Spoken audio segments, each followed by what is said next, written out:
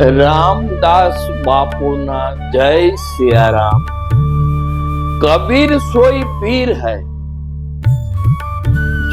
जो मने जो जाने पर पीर, जो पीर न जाने सो होई काफिर।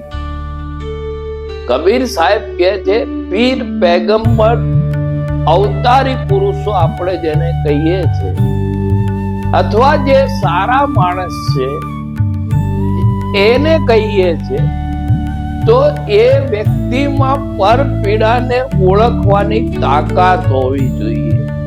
જે પર પીડા ન ઓળખી શકે ને એ કોઈ દિવસ પીર હોય।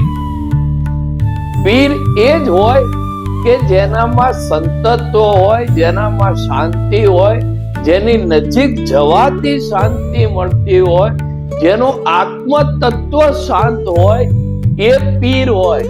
અને જે પર પીડા ન જાણતો હોય એ પીર નહીં પણ કાફીર છે। એટલે કે એનામાં ખરેખર કોઈ ભાવના નથી।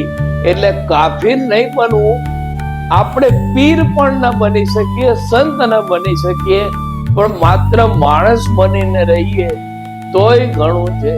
રામદાસ બાપુના જય સિયારામ।